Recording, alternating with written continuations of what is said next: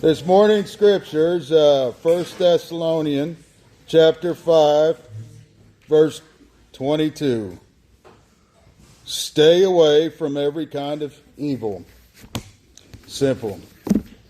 I would like to expand upon that and say the appearance of evil. If it looks evil, stay away from it. If it feels evil, stay away from it. Now, on the topic of looking evil, I have a funny story. It's funny to me anyways. If you find it funny, that's good. If not, it's your problem. Good morning.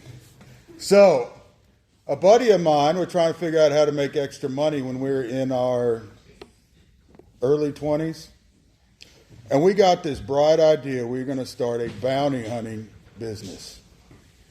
Now, so I went along. I got my RMPI license. Back then, they didn't have a bounty hunting license. It was kind of a free-for-all. I got my agency license. That's actually how all my side work started. My bounty hunting, bodyguard, armed security, process serving, all that extra stuff I did on the side. I say on the side, it was a full-time job itself. At that point in my life, I was working 100 and something hours a week.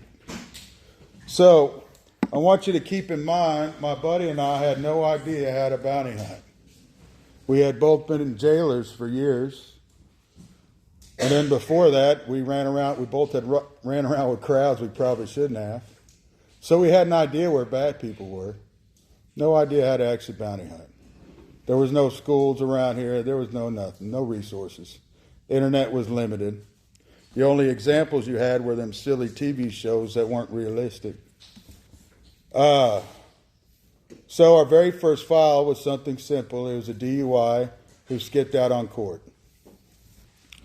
And we both showed up, not intentionally dressed in black. We had owned black BDUs from working jails, right? Black T-shirts. We thought, that's what you do, trying to look tactical.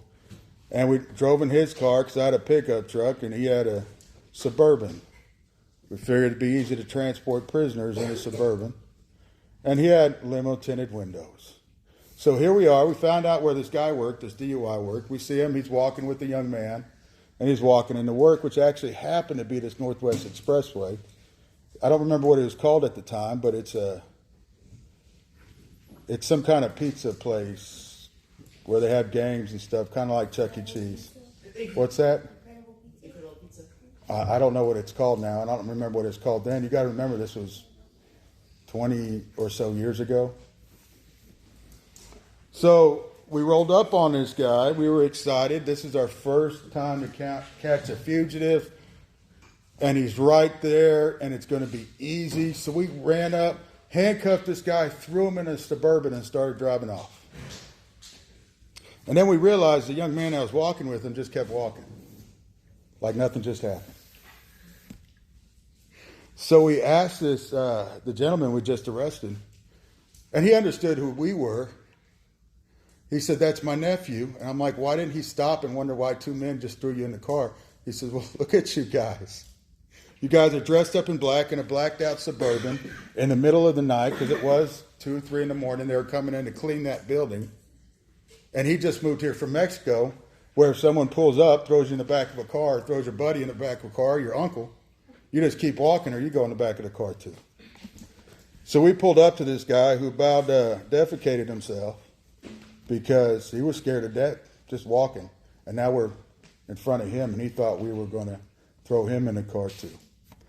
And as it turns out, we explained to him, he didn't speak English, so we had his uncle explain that his uncle missed court and he had to go to jail. And we weren't the bad guys kidnapping him for ransom. All right, who wants to close us in prayer?